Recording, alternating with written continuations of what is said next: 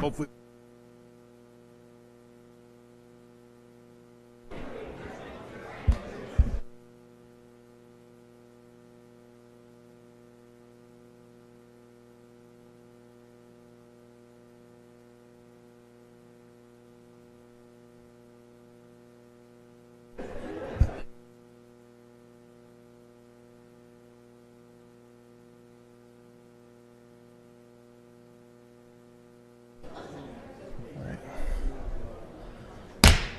Good evening, everyone. Welcome to the December 2024 City Council meeting.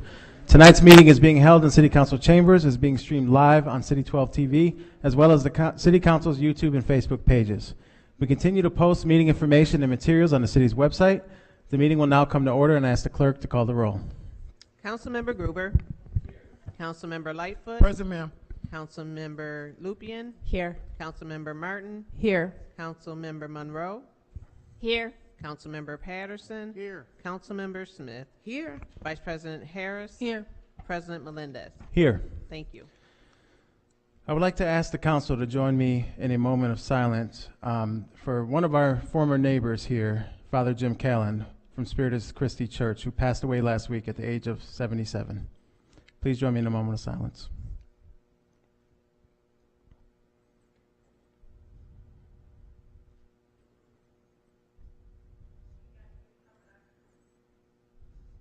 Thank you. Councilmember Gruber, will you please lead us in the Pledge of Allegiance? I pledge allegiance to the flag of the United States of America and to the republic for which it stands, one nation, under God, indivisible, with liberty and justice for all.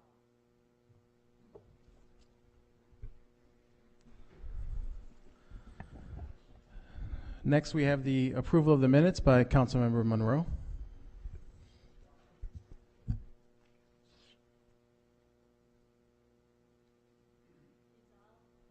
Resolved that the minutes of the regular meeting on November 26, 2024 be approved as published in the official sheets of the proceedings.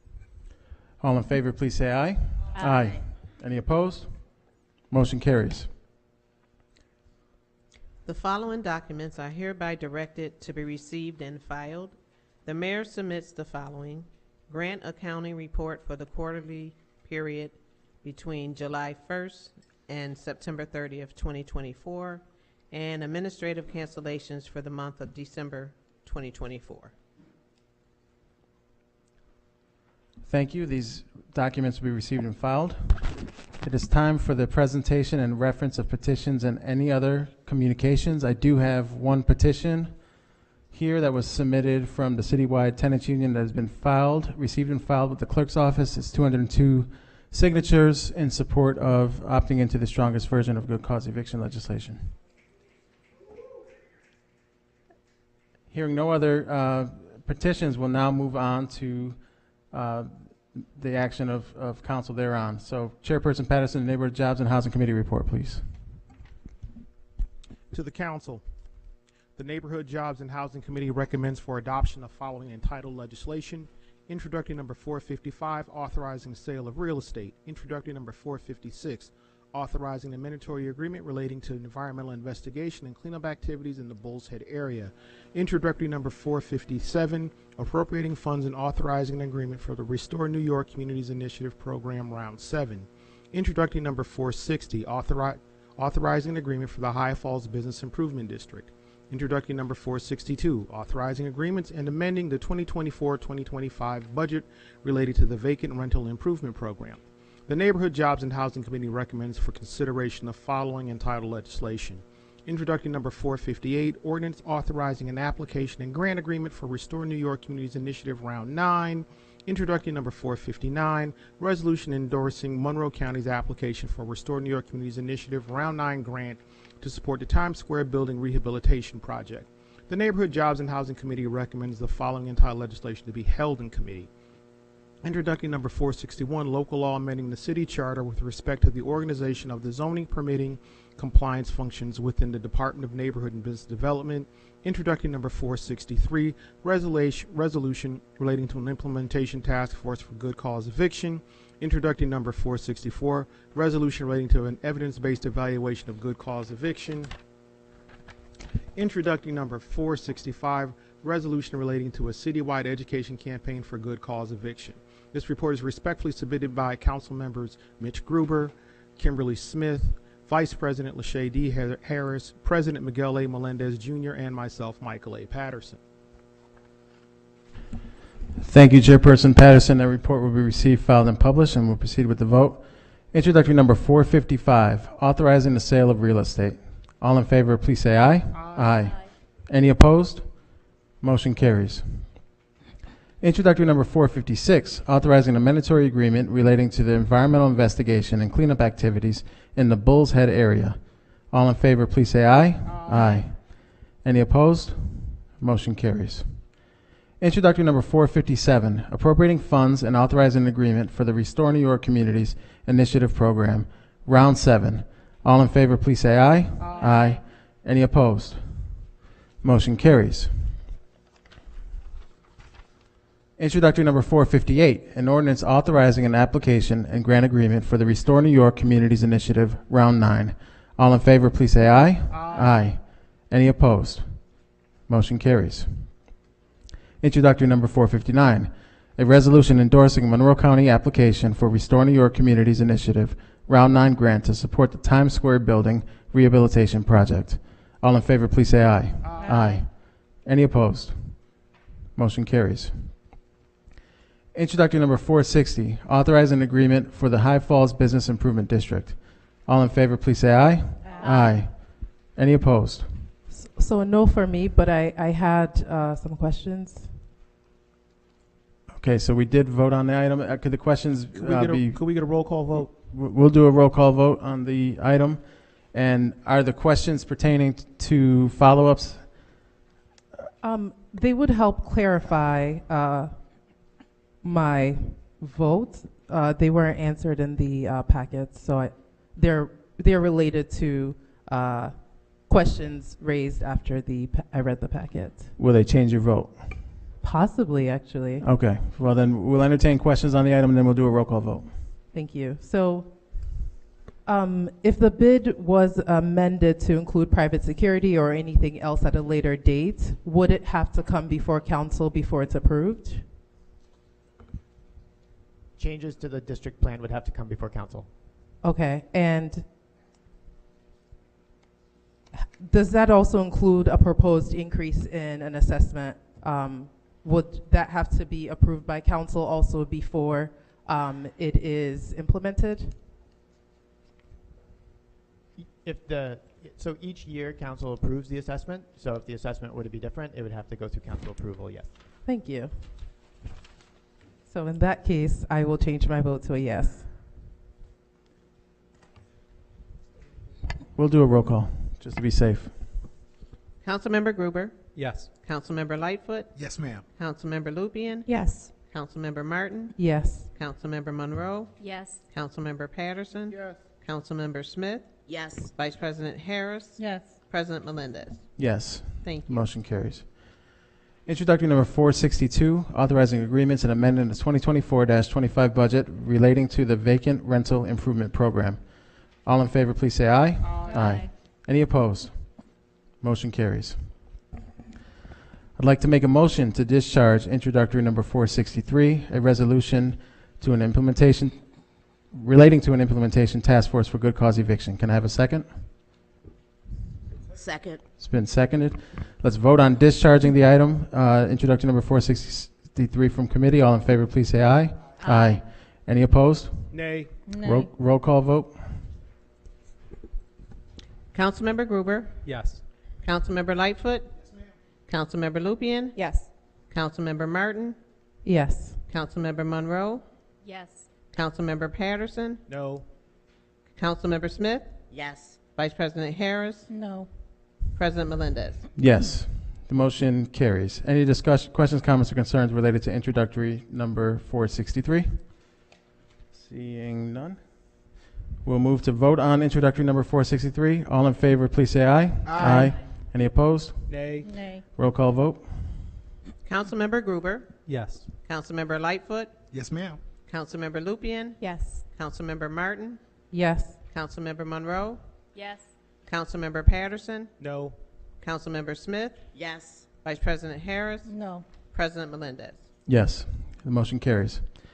I'd like to make a motion to discharge introductory number 464, a resolution relating to an evidence-based evaluation of good cause eviction. Can I have a second? Second. It's been seconded. Let's vote on discharging introductory number 464 from committee. All in favor, please say aye. Aye. Aye. Any opposed? Nay. Roll call vote. Councilmember Gruber, Yes. Councilmember Lightfoot, Yes, ma'am. Councilmember Lupian, Yes. Councilmember Martin, Yes. Councilmember Monroe, Yes. Councilmember Patterson, No. Councilmember Smith, Yes. Vice President Harris, No. President Melendez. Yes. Motion carries. Any questions, comments, or concerns related to the introductory? Yes. So this is relating to the mayor going to RFQ to find someone to study the impact of good cause. So Mayor Evans, could you share your thoughts or a timeline for implementation? I asked you, sorry, I'm speaking. I wasn't done. Yeah, I was just going to say, we will, whatever council passes, we will work with the council to do. We don't have a lot of thoughts of, on implementation or how any of that's going to go until we talk to council. This is a council item. We will talk to council if and when this passes tonight. So respectfully, I asked this question based on the fact that council passed a resolution previously to fund the vacancy study around rent stabilization, and since then nothing has happened. It's been quite a while, over 6 months. So I'm wondering what would be different this time if we pass this resolution. Again, this will be an item that council will take the lead on, so that will be different. Okay. Any additional questions, comments, or concerns? Seeing none, I will vote on introductory number 464. All in favor, please say aye. Aye. Any opposed? Nay. Roll call vote. Councilmember Gruber, Yes. Councilmember Lightfoot, Yes, ma'am. Councilmember Lupian, Yes. Councilmember Martin, Yes. Councilmember Monroe, Yes. Councilmember Patterson, No.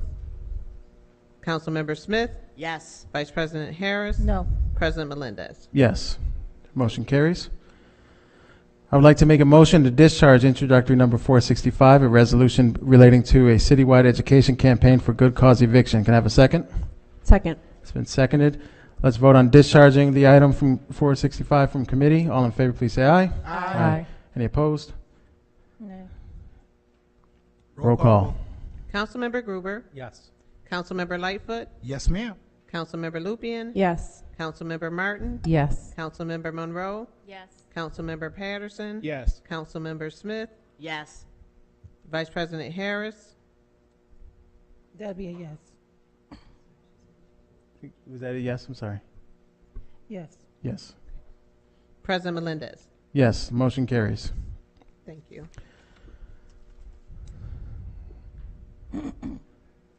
All right. Was that the discharge? Any questions, comments, or concerns related to the introductory? Yes. So the ask is that the administration takes the lead on education. I think the ask is that we will work towards identifying an appropriate party, and it may be an external partner, to ensure that individuals in the community are educated on both sides of the argument, so that property owners understand the law and what they have in terms of their rights and responsibilities within it, and the same for tenants. Okay, so it's not just on the administration to take the lead. It's something that you could see us partnering through council with the administration and possibly community partners. Yeah, I think the aim here is that we would probably seek those who are in the space already of tenant and landlord or property owner education, and I don't want to name anyone because we want to make sure that there's a process and a due process for selecting someone, but that ideally it's someone that understands the space. Amazing, thank you. Thank you. All right, any further questions, comments, or concerns? So then let's vote on introductory number 465. All in favor, please say aye. Aye. Any opposed? Motion carries. I would like to make a motion to discharge introductory number 251, a local law amending the city charter to adopt a good cause eviction law. Can I have a second? Second. It's been seconded. Let's vote on discharging introductory number 251 from committee. All in favor, please say aye. Aye. Any opposed? Nay. Nay. Roll call. Councilmember Gruber, Yes. Councilmember Lightfoot, Yes, ma'am. Councilmember Lupian, Absolutely. Councilmember Martin, Yes. Councilmember Monroe, Yes. Councilmember Patterson, No. Councilmember Smith, Yes. Vice President Harris, No. President Melendez. Yes. Motion carries. So I'd like to make a motion to amend introductory number 251, a local law amending the city charter to adopt a good cause eviction law. Can I have a second? Second. It's been seconded. Any questions, comments, or concerns related to the amendment? Just want to know, when do we get, point of clarity, if you don't mind, Mr. President? Yes, sir. When do we, just want to know, would you prod us to when we get to explain our vote before we go? Yes, to sir. Absolutely. So we will amend the item first. Yes, sir. And then- Sorry, President. Yes. Can we just do a brief description of the amendments too, just so that they're in the record? Yes. It doesn't need to be word for word, but you know what I mean. Certainly. So we made we introduced the amendment in committee. Essentially, the amendment is to move the unit count for a small landlord from 10 to 1, to provide some definitions specific to what public nuisance means within the context of city, as well as what it means to withdraw a unit from the housing market. We struck areas of the the legislation that was in front of us because there were some dates that already passed within the context of the local law that from when it was introduced to today, and that is essentially the amendment. Thank you. All right, so we'll vote on the amendment, and then after voting on the amendment, we'll have an opportunity for, I believe, all of council members to explain their vote if they so choose. So we'll move to vote on the on amending the item. All those in favor, please say aye. Aye. Any opposed? Nay. Roll call. Councilmember Gruber, Yes. Councilmember Lightfoot, Yes, ma'am. Councilmember Lupian, Yes. Councilmember Martin, Yes. Councilmember Monroe, Yes. Councilmember Patterson, No. Councilmember Smith, Yes. Vice President Harris, No. President Melendez. Yes. Motion carries. So now I'm going to make a motion, and we'll have time for comments, questions, comments, concerns after this. So I'd like to make a motion to vote on introductory number 251 as amended. Can I have a second? Second. It's been seconded. So now we will, I will offer up space for every council member to explain their vote if they so choose. There is going to be no specific order, so as council members feel they would like to jump in, I will call on you. So if you could raise your hand at that appropriate time, I will try to pay attention and get in the order that makes sense. Councilmember Lightfoot. Thank you, Mr. President, and thank you, Councilmember Smith, Martin, and Lupian, for your consistent advocacy for good cause eviction. I'm grateful for my opportunity to explain my vote. As a dedicated member of our community who is also a property owner, I dislike the term landlord. I was deeply conflicted, on supporting the good cause eviction measure. However, after careful prayer consideration, I support this legislation. This crucial piece of legislation is a vital step towards ensuring that all residents could live with dignity and security, free from fear of unjust evictions and unreasonable rent increases. The good cause eviction measure is designed to protect tenants from exploitation and provide them with the stability they need to thrive.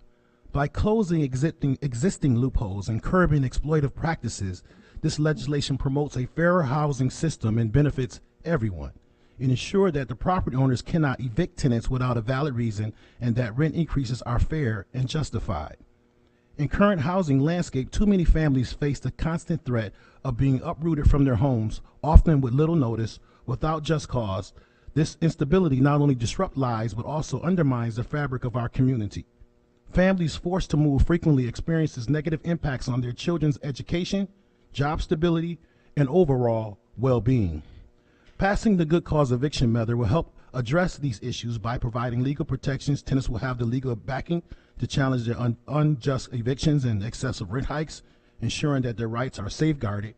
Promoting fair practices, property owners will be required to provide a valid reason for evicting tenants, such as non-payment of rent or violation of lease terms, fostering a more transparent and equitable housing market.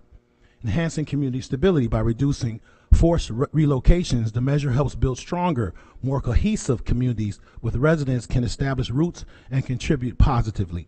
It is also important to recognize that property owners too face significant challenges when dealing with problem tenants.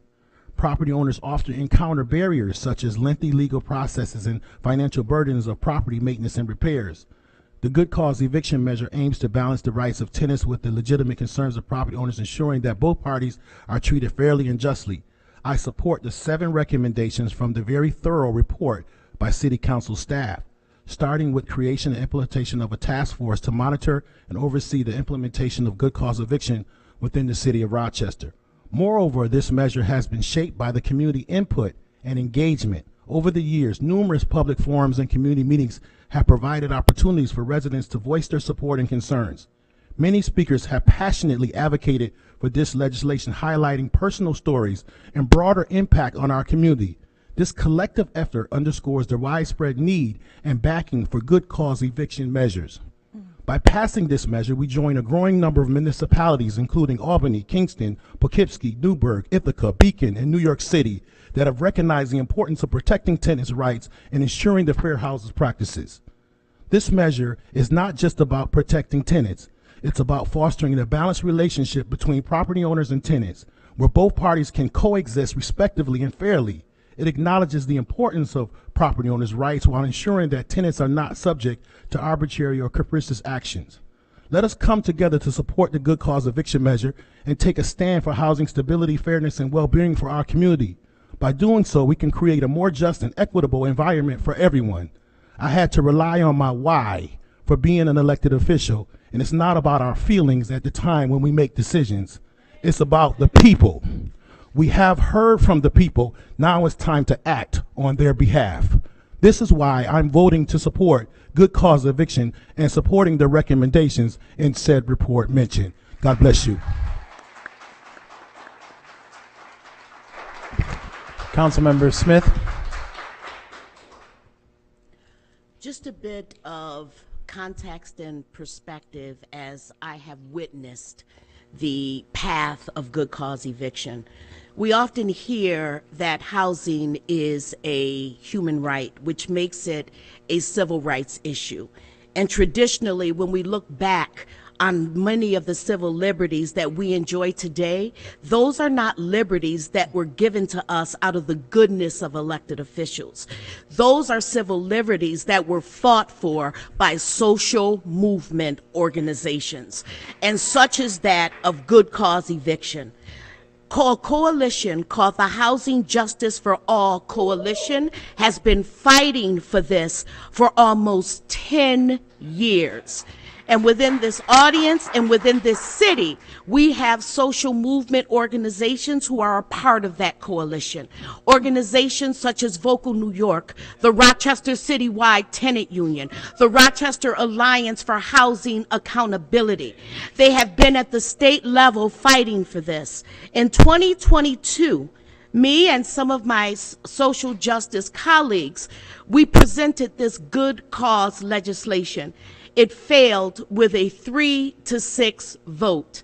That news carried to the Housing Justice Coalition. They then got with local grassroots organizations and statewide champions, primarily Assembly Member Sarah Clark and Damon Meeks, and they fought for this for the state legislature, in which they finally had it passed at the state level, which is what this council demanded. They demanded state legislation before they would act. So the Housing Justice Coalition went to work. They got that state legislation mandated for New York City, but as an opt-in for other localities. They then assembled coalition partners together to meet with the different localities. And so those social movement organizations met with this council, and they have tirelessly and effortlessly continued to champion good cause eviction. And now today, it is the elected officials who are simply taking the vote and closing the loop.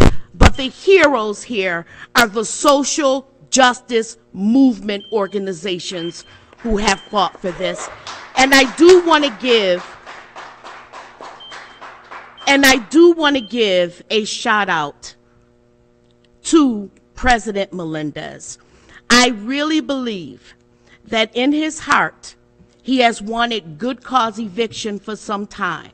But he went through the process doing whatever he needed to do to create parameters to make sure that he could get as many as us council members on board for a vote of yes as possible. So thank you to my council colleagues, but more so, thank you to the social justice movement organizations who have fought for this for almost 10 years. Councilmember Mellon. Yeah, I'm going to be brief. My colleagues have said it all. I feel so deeply honored to be leading from the minority with Councilmember Lightfoot, Councilmember Lupien, and Councilmember Smith. And this win truly is a result of the relentless advocacy of tenants, community organizations, and an intentional co-governance strategy that centers the voices of our directly impacted community members. For several years, tenants in our community have drawn attention to unjust, no-cause evictions and the devastating impacts on their families and their children. The Good Cause Law prioritizes keeping people in their homes, and it is a crucial step in recognizing that at the center of community health and wellness is safe and affordable, secure housing. While we are extremely excited today about the positive changes this law will be bringing for renters, we know there's still so much more to do to address Rochester's housing crisis. But today we celebrate a hard-won victory, and thank you to all the tenants rights lawyers, so many people who fight for tenants' rights here today and throughout our community. A huge thank you, and let's keep the fight going. Councilmember Lupien. I want to echo the comments of my colleagues, Martin Smith and Lightfoot. This is a community victory today. And Rochester is the largest city outside of New York City to pass good cause, and so we are a leader. Syracuse is looking at passing good cause, Buffalo is looking at passing good cause, and what we are doing today has implications for all of upstate. And all I gotta say is, guys, we did it.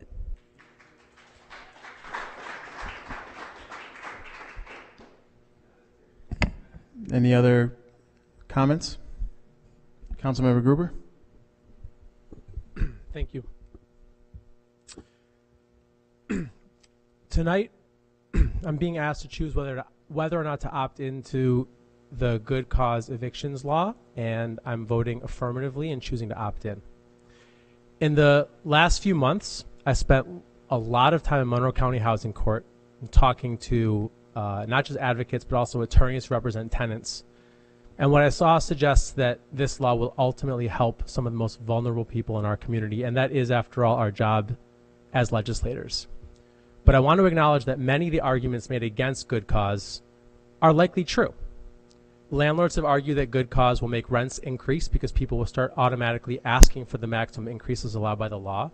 They've argued that landlords will take fewer chances on tenants, and that it'll make it significantly more difficult to evict someone who is a nuisance to their neighbors. I think all these arguments will prove to be true to an extent. I'm still voting yes because at the end of the day, we live in a city made up predominantly of renters, and my time in housing court and with many of the attorneys that represent tenants has convinced me that this law will undoubtedly help more people than it will harm. But what a shame if this is the best that New York State can offer to address the housing crisis in our community. This is a state that currently is talking about spending billions of dollars on $300 checks to people, and meanwhile we 10 minutes ago voted for a couple $1 million to help with rental repairs. We saw an announcement just the other day that there's about $40 million going statewide to create infill housing. It's just a complete mismatch in what the actual reality is. And at the end of the day, my concern, I want to just shift gears for a moment, and because I don't get to talk very much in council meetings at all or about housing, but this law will help unjust holdover evictions and price gouging, but it does not even attempt to touch the larger issues that we have with housing in Rochester, which are more explicitly market issues. And I do want to ask, I want to draw everyone's attention to this study from 3 years ago, two and a half years ago, called The Mechanics of Monroe County's Rental Housing Market. This study was conducted by a firm called CZB, and it was funded by the Rochester Area Community Foundation, ESL Foundation, and the Wilson Foundation. I want to talk about the report for a minute as it relates to good cause. This report demonstrates that Rochester's housing market suffers from an intractable economic problem. This report says, quote, roughly 40% of Rochester renter households earn no more than $20,000 annually, meaning they can afford to pay no more than $500 per month in rent. This is a monthly rent that is virtually impossible for the private sector to accommodate, end quote. In other words, the Rochester housing market does not demand enough rent to foster the significant investment that properties require, especially the older housing stock in our community. This report actually goes on to then describe the 4 archetypes of Rochester landlords, and it actually ranks them A through D. A are the true pros who maintain and invest in their property. B are what they call the contenders, who maintain and plan to invest in their properties. And C are the mom and pops who struggle to maintain or invest in their properties. And D are the amateurs and slumlords who barely maintain and do not invest in their properties at all. A and B landlords own approximately 1/3 of all rental units in Rochester, while C and D landlords own the other 2/3. The C and D landlords typically rent to extremely poor, rent-burdened tenants. This is the conundrum of the rental housing market in Rochester. We need to facilitate the movement of more landlords from C and D to A and B, but that also requires more tenants who can pay more money for property so that owners can meaningfully invest in them. I actually think good cause will be a strain predominantly for C and D landlords. We've heard from some A landlords, they're concerned about it, but I think the biggest strains for C and D, and frankly, that's potentially a positive outcome of this law. If it encourages some of the C and D landlords who don't have what it takes to be A and B landlords to get out of the industry. But by itself, that doesn't work. It needs companion laws and opportunities that can help create more A and B landlords.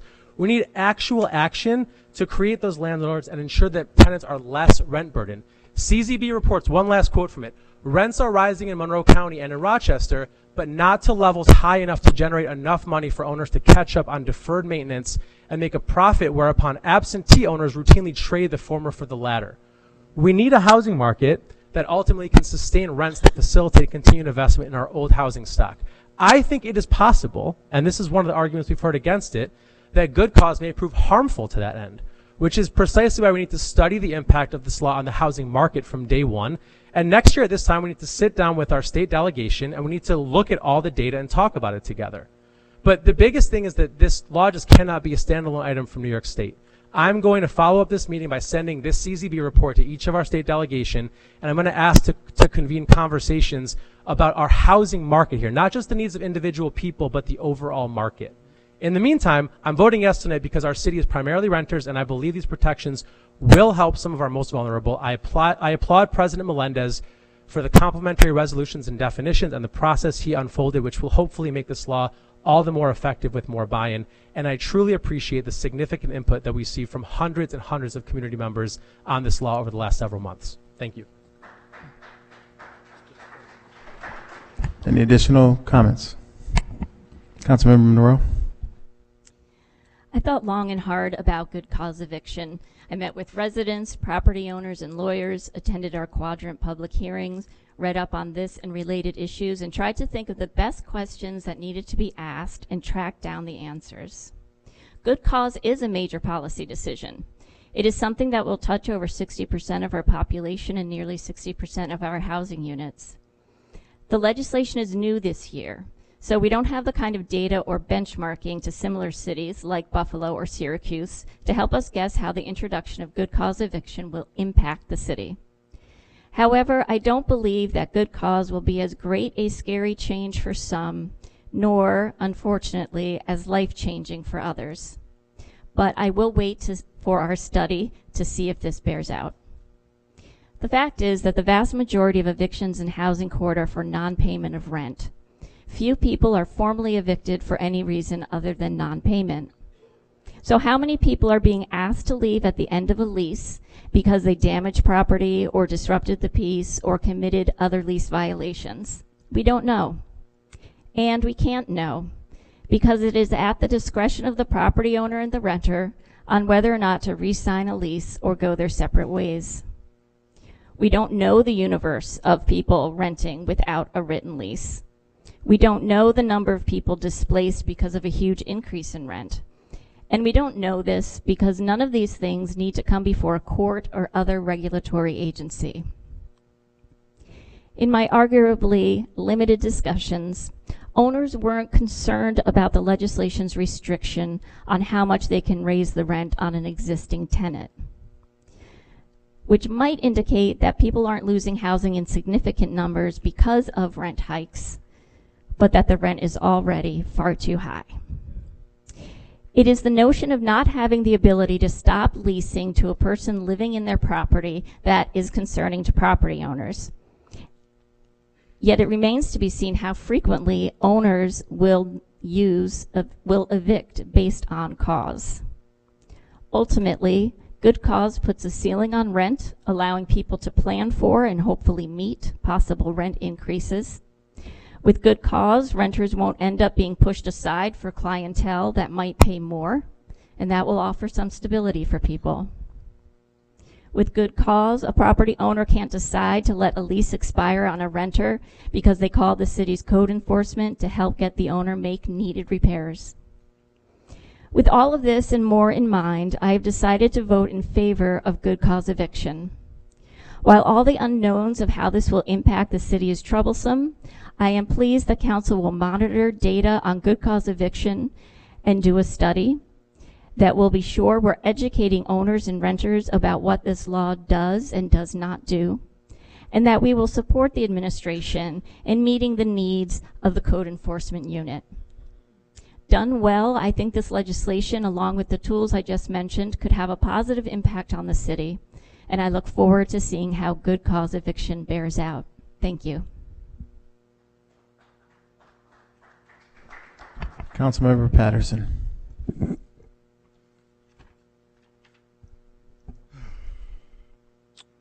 So I'm opposed to the so-called good cause legislation, and I will be voting against it. I understand that there are enough votes for this to pass, so my vote means nothing, yet I'm voting against it anyway. I'm voting against lease for life because I fundamentally believe that a contract should have a term, and that at the end of that term, both parties should have the right to terminate the contract. The legislation strips these rights from the property owners in question. I'm also voting against it because I see it as a continuation of Albany's Run Wild legislation. What is Run Wild legislation? Run Wild legislation denigrates community standards and places everyone at risk. Run Wild legislation leaves poor and working class communities literally and figuratively under the gun. Raise the Age is generating young parolees. Bail reform has gunmen and car thieves running wild in our community. Less is more has emboldened parolees to do what they want. And over again, we seem to be looking to the courts for solutions. So we really want to drive more traffic to a court? We really want to trust our courts to get this right on objectionable tenancy? This is, as my colleague just said, the vast majority of evictions are not for the issues that we run into in our community when we talk to residents, not just landlords, not just tenants, but everyone who lives in the community. When we're talking to folks and we're hearing about the problems of people who live in the community with them who are running wild in our current system, and we have to work diligently to address those folks and potentially get them to move or to tighten up their behavior, this legislation is going to make it that much harder. The word is going to go out, because it's gone out on all of these other run wild pieces of legislation, where it's going to be, you know what? Just do what you want. It's all good, because in the end, as long as you pay the rent, you ain't got to go nowhere. I stand against that.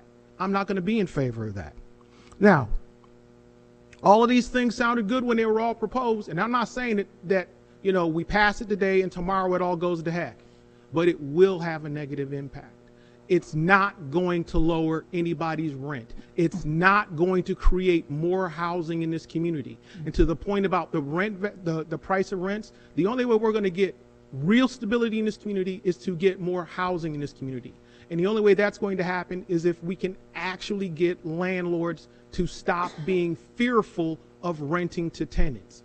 This legislation basically creates a marriage between landlords and tenants, whereas right now the relationship is really like you're dating. So if you rent to someone and, if you're willing to take a chance on somebody, okay, great. But this is a discouragement to take that chance on those folks who need somebody to take a chance on them. Why would you do it? This legislation almost demands that a landlord really write into the lease, I'm going to max out every year. Every year you're here, I'm going to raise your rent.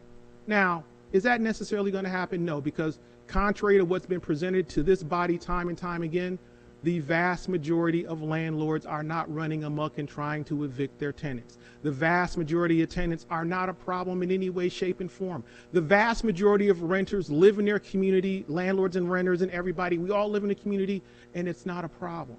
But this is going to have an impact on our rental market, and I stress market. It's not going to lower anybody's rent. We fight hard on this council, even when we don't all get along. One thing that we actually do get along with is affordable housing. And we're always building more of it and trying to get more of it. Those folks who can afford $500 a month, that's what we're trying to build. This legislation doesn't help them. So again, I'm voting against it. I know it's going to pass. We'll see what it does. But again, I see this as more wrong track legislation. And normally when we're dealing with wrong track legislation from Albany, we aren't obligated or asked to opt into it. I'm not going to vote to opt into something that I see as wrong. Thank you. Vice President Harris. Okay. So I'm here to explain my vote. I agree with my colleague Patterson. I'm voting no on this. This will not lower the rents. This will definitely cause a trickle-down effect. Landlords will raise the rents based on eviction proceedings, as they have in the past. So what I urge you guys to think about is, look at all the cities that have passed good cause. The rents are still high. In fact, the rents are still too damn high. And that's Poughkeepsie, New York City. I mean, New York City has passed good cause a long time ago, and their rents are still high, and they still have challenges, the same challenges we have with rent. We need more housing. That's what we need, as my colleague has said. This is not a silver bullet to our housing crisis. This legislation will not correct our housing crisis. In fact, this will be a trickle-down effect. This will ultimately increase the cost of rent in our market, where people are already struggling to pay rent. The city will need to continue to work on increasing our true affordable housing inventory, and we should consider the following things, like providing financial aid to tenants through vouchers and cash assistance, lobbying the state legislation to provide those additional assistance, funding additional right to counsel programs, adding more funding to the programs that we already have in support, funding mediators to help solve landlord-tenant disputes without getting the courts involved. Have we thought about that? And of course, increasing how we can work on passing anti-gouging measures to limit super high rent increases, separate from good cause. This legislation is basically socialist. We're heading down a socialist path. And I'm not here to tell you that where we're going, but I'll tell you what, we've put everything to the courts. That means we pass on that fee to our tenants. Our tenants will be paying court fees because everything will be going to the courts. And look what the courts have done with us, with the bill reform.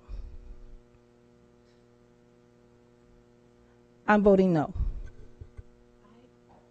No responses. No responses. I'm gonna do a final response. Oh, sorry. here. No, I have a question for the law department. This isn't a response to anyone's question. It's a question for the law. Point of order. Yeah. At this point, what is? I don't. I would prefer that we. My question is about the timeline for implementation. It's something that was raised previously, so I just want to clarify that. I will answer that in my response then, because I know the timeline. Okay, and Yes. also the timeline for the mayor scheduling a hearing. I know it has to happen within 5 days, and when that would be announced to the community and to council. So just Corporation implementation, Council, but- yeah, right, Corporation not Council can answer responding. that, and then I'll do final remarks before we vote. Yep, we'll follow up in writing with a specific schedule, but it gets noticed depending on what council does tonight, obviously. But we'll keep you informed. Thank you. So here we are. I would like to first and foremost thank all of my colleagues for their work on this legislation. I'd like to remind the public of the process. We started by introducing Introductory 251 back in June. We completed 4 public forums in the city of Rochester, 1 in each quadrant of the city. I led a process where I engaged the administration to review the data on our current housing rental market and the implications of good cause eviction legislation. I met with attorneys representing clients, both as tenants and property owners in housing court, as well as an opportunity to meet with the supervising judge of Rochester City Court to understand the nuance and current process. The job of a legislator is to do the work to deeply understand the implications of any law we pass. And given the gravity of this law, it was important that I did so. Voting is easy, governing is harder. When I do the work as a city legislator, for me, it is about being thoughtful, deliberative, and finding the right path forward, and hopefully along the way bringing others with me. Some of the concerns raised tonight by my colleagues, and that have been raised by others in the community, I respect and appreciate. However, after going through the process myself, hearing the stories of residents and the impacts of rent gouging, and what it has had on the Rochester housing market, I have learned to understand the importance of the tenets of good cause. In doing so, I still have a few outstanding concerns that will be determined really by the courts in the responses to good cause eviction protections. I want to be sure that the city of Rochester provides all the necessary resources and supports to both property owners and tenants alike to create an equitable support process in evictions that is fair and balanced. The measure voted on before introductory, all the measures voted on before introductory 251 expressed a desire to monitor, implement, and evaluate the impacts, and it is my full expectation that this council will pay close attention. A lot has happened in Rochester. The pandemic and eviction moratorium created a backlog of due rent payments and evictions. The market responded with rent increases in many parts of our city, with some neighborhoods impacted more than others. Both sides have faced challenges, and I want to say that good cause is not a panacea. It is not going to resolve all of the issues that our housing market faces. To everyone in the community, there is a responsibility to ensure that people understand what good cause is and what it is not. With approximately 85% of evictions coming from non-payment, it is proof that we have grave and great challenges before us. People will still be evicted under good cause. We have to engage in dialogue about how to better the human condition in the city of Rochester. In the city of Rochester, we have an income problem. We face great challenges with both housing affordability and housing quality. The work in our housing market starts with our children. We have to face the realities that poverty, housing, and justice are all interrelated, and that we, as a government body, have a duty and an obligation to focus on the needs and challenges of our constituents. As I've already stated publicly, I will be voting yes on the entire package I introduced, and subsequently on introductory 251. With that, Clerk Washington, roll call vote.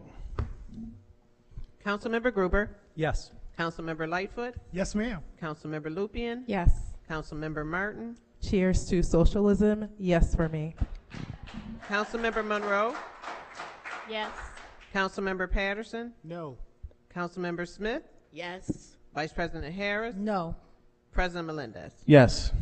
Motion carries.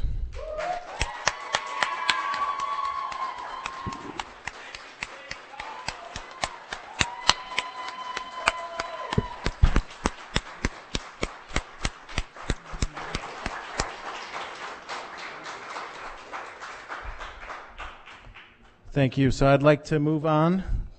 Thank you all for being here tonight. I'd like to move on to the People, Parks, and Public Works Committee report. Vice President Harris. Thank you, President Melendez. To the Council, the People, Parks, and Public Works Committee recommends adoption for the following entitled legislation. Introductory number 466, a bond ordinance of the City of Rochester, New York, authorizing the issuance of a $1,035,000 bonds of said city to finance the cost of Honorable Loretta C. Scott Center for Human Services Building Management System project. Introductory number 467, authorizing a professional service agreement related to the Safe Streets and Roads for All SS4A Planning and Demonstration Project.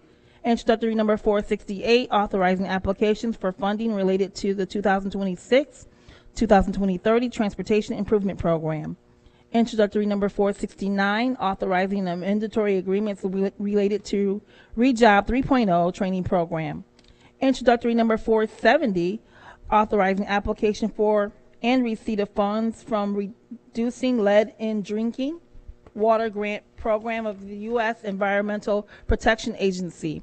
Introductory number 471, authorizing an agreement related to the tour of historically black colleges and universities.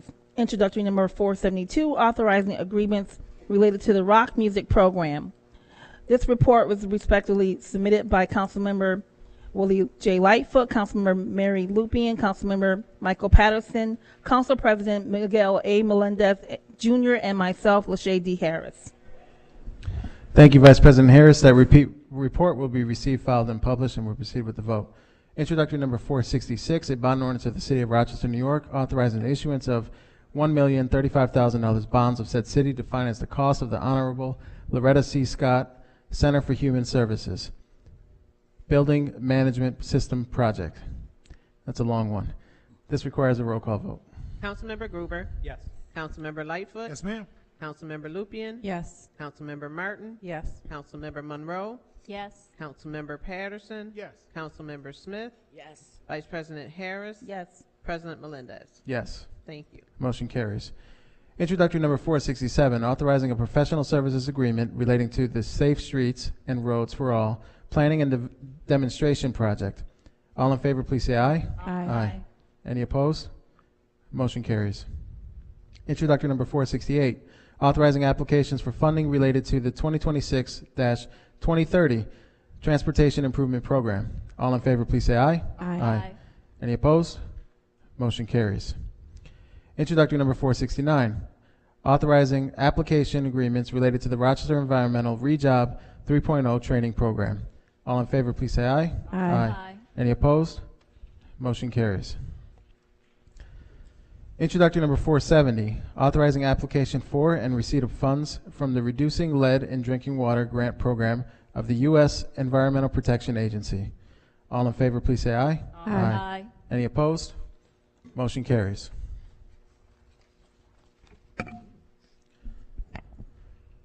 Introductory number 471, authorizing an agreement related to a tour of historically black colleges and universities. All in favor, please say aye. Aye. Any opposed? Motion carries. Introductory number 472, authorizing agreements related to the rock music program. All in favor, please say aye. Aye. Any opposed? Motion carries. Chairperson Gruber, the Budget, Finance, and Governance Committee report, please. To the Council, the Budget, Finance, and Governance Committee recommends for adoption the following entitled legislation. Introductory number 473, authorizing an agreement for state lobbying services. Introductory number 474, authorizing an agreement with Human Resource Time Management LLC. Introductory number 475, authorizing an amendatory agreement related to human resource management and payroll. Introductory number 476, authorizing an amendatory agreement for ongoing optimization support for the city's payroll and personnel software solution. Introductory number 477, authorizing an agreement for talent acquisition and recruitment software services. Introductory number 478, a bond ordinance of the City of Rochester, New York, authorizing the issuance of $300,000 bonds of said city to finance the City Mark Capital Art Project. Introductory number 479, authorizing an agreement for the City Mark Capital Art Project. Introductory number 480, authorizing the cancellation or refund of erroneous taxes and charges. Introductory number 481, authorizing an agreement with Empire Justice Center. Introductory number 485, resolution establishing the maximum number of commissioners of deeds. The Budget, Finance, and Governance Committee recommends the following title legislation to be held in committee. Introductory number 484, amending the 24-25 budget relating to the relocation of the Police Accountability Board offices. This report was respectfully submitted by Councilmember Stanley Martin, Councilmember Bridget Monroe, Council Vice President Lachey Harris, Council President Miguel Melendez, and myself, Mitch Gruber. Thank you, Chairperson Gruber. That report will be received, filed, and published, and we'll proceed with the vote. Introductory number 473, authorizing an agreement for state lobbying services. All in favor, please say aye. Aye. Aye. Any opposed? Motion carries. Introductory number 474, authorizing an agreement with Human Resource Time Management, LLC. All in favor, please say aye. Aye. Aye. Any opposed? Motion carries. Introductory number 475, authorizing a mandatory agreement related to human resource management and payroll. All in favor, please say aye. Aye. Aye. Any opposed? Motion carries.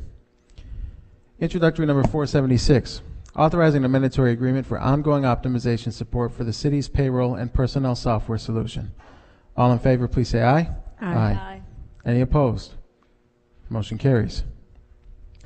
Introductory number 477, authorizing an agreement for talent acquisition and recruitment software services. All in favor, please say aye. Aye. Any opposed? Motion carries.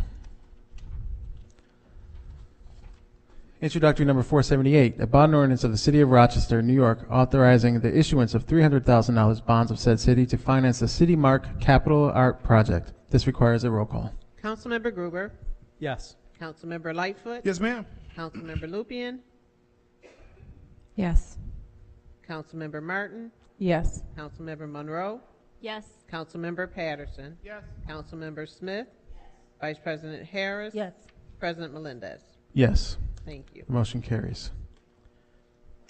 Introductory number 479, authorizing an agreement for the City Mark Capital Art Project. All in favor, please say aye. Aye. Any opposed?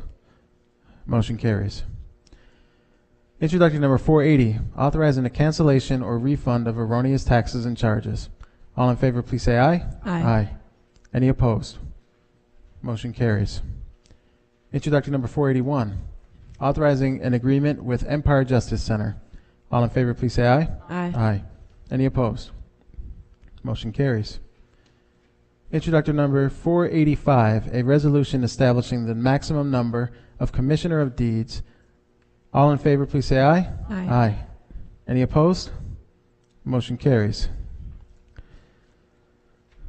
Chair Gruber, do you have a motion related to introductory number 484, amending the 2024-25 budget relating to the relocation of the Police Accountability Board offices?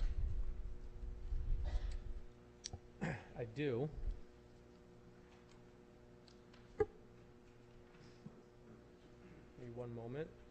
Certainly. I'd like to make a motion to discharge introductory number 484 from committee. Can I have a second? Second. So let's vote on discharging introductory number 484 from committee. All in favor, please say aye. Aye. Any opposed? Nay. Nay. No. Roll call vote. Councilmember Gruber, Yes. Councilmember Lightfoot, Yes. Councilmember Lupian, No. Councilmember Martin, No. Councilmember Monroe, Yes. Councilmember Patterson, Councilmember Smith, No. Vice President Harris, Yes. President Melendez. Yes. So I know there probably are questions on this. I want to comment first. So on this item, we've arrived at this location. We have the resources. We already talked about all that in the committee to get this project rolling. As far as the location goes, we did look at every available municipal building. There were other options at different points in time for consideration. And the lower level of 57 St. Paul, which is the Honorable Loretta C. Scott building, who was the president of City Council when the Police Accountability Board legislation passed, became the location that we've identified as an opportunity after Redco and Lyro moved out of the space. I did share the initial designs with council, and there were some concerns about the location, so I do know that Councilmember Martin has some questions. Yes, so I will be voting no on this because in conversation with the leadership of the board, there is a lot of concern about moving into this space and concern about not being engaged in the process at the level they were comfortable with. I also learned that the board had previously taken a formal vote opposing this move and the timing of all of it. So my question to the administration, if the board and other staff did find a building that better suited their needs, is it possible to transition to use this funding to support a different building? We lean on the wisdom of City Council as it relates to this matter. We're following the lead of whatever council wants to do on this because PAB is under Rochester City Council. So that's a question that you would have to have for the president. So to clarify, you're basically saying it's up to the council president on whether that decision would be. No, I'm saying it's up to City Council, but the president is the leader of council, and that's why I'm saying It's an internal decision. So there's no could you help me understand, because my understanding was that the administration is pushing for this move to happen within a specific timeline, and now he's saying it's council. So I'm just confused. No accusations, just want to understand. Yeah, I'll leave it to the council president. Yeah, so had a conversation with the budget director about the current cost of the space and the timeline. Should we vote now versus vote, say, 30 days from now or whatever the case may be? And if we were to vote now, the projected timeline to move into the space would be December 2025. And that's up in the air too, right? So that's a probably at best timeline. Should we delay this, given that our council meeting is on January 28th, should we delay this vote? That'll push out at least another month, maybe even longer, because of where we are right now. And my concern in doing so would be that every time we delay this project, it costs us $30,000 a month. And so it is my position at this point that given the context and the conversation of the timeline and the fact that we found suitable space that is municipally owned, that I believe we've done the homework, and actually the administration with the PAB staff worked together to fit out the space to meet the needs of the PAB, that this is an appropriate move to move forward at this time. And given no other city space that's currently available, and I know that there was conversation about whether or not the Cox building could be an option, but that is not a building that is in our control, and likely is not a building that we would keep even if we got it. So I think that this is where we've landed at this point. So I think it's important to clarify, you keep saying we, right? And we is not all of council. That's one. And you say the space is, you found suitable space, but the board, I was just in the building with them, and they explicitly do not believe that the space is suitable for the needs of the PAB. So there's this tension between, who is the decision maker here? Who is forcing this move to happen? Is it you? Because it's not the board. I think at this point it's going to be all of council that votes on this. And frankly, the staff was the driver of fitting out the space. So I don't know where the board and the disconnect from the staff, but council is the decision maker on this space. So with you spearheading the decision, if the board and staff found the space more suitable, would you be willing to go back and look to amend this to transition the funds to a building they deem is more suitable, obviously considering the financial implications and other considerations? Is this something you would be open to if the board was to find something that may better fit their needs? I think all of council would have to decide that. Okay. I mean, we here, the we that he uses is going to end up being the council members who vote on it. If it passes, it passes. If it doesn't, it doesn't. Right. So the description of we that he gave was not clear to me. It sounded like he didn't say we as in who's going to vote on it. It was like we found suitable space, right? I don't know if you were The we involved. is those who were working on the project, those who were on the Exactly. committee, those who spent the energy on it. That Right, and that included, and it was driven by PAB staff. so that's not what Councilmember Gruber is saying. It's not. Well, all of now, council. once it's Right. before us, so they did their work. Mhm. Once it's before us, we have a decision to make if we're going to support that. Absolutely. And I'm going to support that decision. Absolutely. So the we who spearheaded this was led by you. Board doesn't No. feel like this is. So No. I mean, who led the process? All of those answers were provided in writing, and It's still unclear to me because the we. So I think what shows how unclear this is Councilmember Gruber is like we is all of council. You're saying we is someone else. It's just unclear.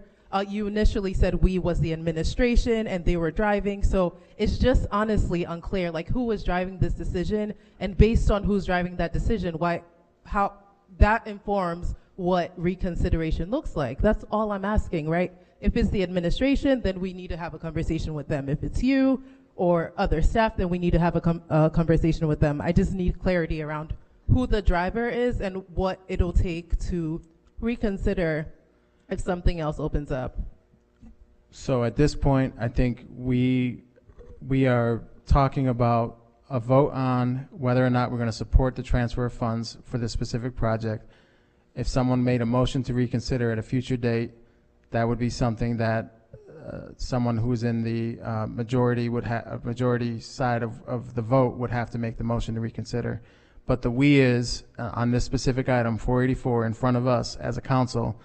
We vote on the item, therefore we are the decision makers here tonight whether or not we're going to support that introductory. I provided all of the background that I'm privy to related to the item, and that was who was involved in making the decision, what the overall design of the space was, and at this point, I think, I don't know what level of clarity we're missing each other with, but I think every question that was asked in committee has been answered, and tonight it's, are we supporting moving forward with this specific space? And if there was a motion to reconsider, that could be done at a later time by council members who are in the majority of the vote that happens right now. Right, and I asked a specific question, which I told you before we got here, the question I had, which was about if something changes and something, a different building was found, as the driver of one of the drivers of this decision, it would ultimately be up to you, or you would play a large part in what that reconsideration looked like. So that's why I was, again, interested in figuring out who's driving the decisions, and if something did come up, how do we reconsider it? So that was my mindset in asking. But I think I have clarity now. Administration says it's mainly on council, which you, so yeah. Mr. President, can we please make the vote? Motion Yes. to vote? We'll move to a vote on introductory number 484. I understand the urgency of wanting to move this forward, but I would like the opportunity to comment and explain my vote as well. Certainly, final comment, and then we'll move to a vote. Thank you. I just wanted to say that I'm also not planning on supporting this. I trust the board chair and the vice chair who are saying that this space is not suitable. And I understand, Council President, that you're saying that the staff was leading the process, but I don't think that also equates to them agreeing with the final outcome. And it sounds like there were some other options that they had wanted that they weren't ultimately allowed to, that ultimately weren't included in their options. So I do hope that we can continue to look for new space, even though we're voting on this tonight, and ultimately it looks like it will pass, but that we can get something that the board and the staff find suitable. All right, so it's decision time on this item. We'll vote on introductory number 484. If you're in favor of the PAB relocating to the Loretta C. Scott building, all those in favor, please say aye. Aye. Any opposed? Nay. Roll No. call. Councilmember Gruber, Yes. Councilmember Lightfoot, Yes, ma'am. Councilmember Lupian, No. Councilmember Martin, No. Councilmember Monroe, Yes. Councilmember Patterson, Yes. Councilmember Smith, No. Vice President Harris, Yes. President Melendez. Yes. Thank you. Motion carries. Chairperson Lightfoot, the Public Safety Committee report, please. Thank you, Mr. President. And to the Council, the Public Safety Committee recommends for adoption the following titled legislation. Introduction number 482, authorizing an agreement related to the 2024 State Law Enforcement Terrorist Prevention Program grant. Introduction number 483, authorizing intermunicipal agreements amending the 2024-2025 budget for the 2025 Stop DWI and High Visibility Engagement Campaign programs. Respectfully submitted by Councilmember Dr. Mitch Gruber, Councilmember Mary Lupian, Councilmember Stanley Martin, Councilmember Bridget Monroe, Councilmember Michael A. Patterson, Councilmember Kim Smith, and Councilmember Vice President Lachey Harris, and Councilmember President Miguel Melendez, and myself, Willie J. Lightfoot. Thank you, Chairperson Lightfoot. That report will be received, filed, and published, and we'll proceed with the vote. Introductory number 482, authorizing an agreement related to the 2024 State Law Enforcement Terrorism Prevention Program grant. All those in favor, please say aye. Aye. Any opposed? Nay. No. Roll call. Councilmember Gruber, Yes. Councilmember Lightfoot, Yes, ma'am. Councilmember Lupian, No. Councilmember Martin, No. Councilmember Monroe, Yes. Councilmember Patterson, Councilmember Smith, Yes. Vice President Harris, Yes. President Melendez. Yes. Thank you. Motion carries. Introductory number 483, authorizing intermunicipal agreements and amending the 2024-25 budget for the 2025 Stop DWI and High Visibility Engagement Campaign programs. All in favor, please say aye. Aye. Any opposed? Motion carries. So to everyone, I just want, Mr. President, yes, one question from Councilmember Lightfoot. I'm going to yield the floor to Councilmember Mary Lupian with respect to you, Mr. President. Yes, sir. Thank you. I just wanted to follow up. I don't believe we've received an answer, Chief Smith, around the flag for tracking race on traffic stops. I wondered if you had an update on that, and also I know we were supposed to schedule a work session, and if that's in the works. We're looking at scheduling a work session in January, and if you have not gotten that, we will follow up to see, didn't we submit something, didn't you give something in writing, Chief, on that, or the executive board of 202? We did. The council member had a few follow-up questions after that, which is pending the work session. Yeah, so, but we are planning a work session in January, so. So the answer to that question we'll talk about in the work session? Yeah, yes, we will. All right, thank you. Well, I just want to wish everyone a happy holidays and thank you all for all your work in the city of Rochester. Everyone have a good night.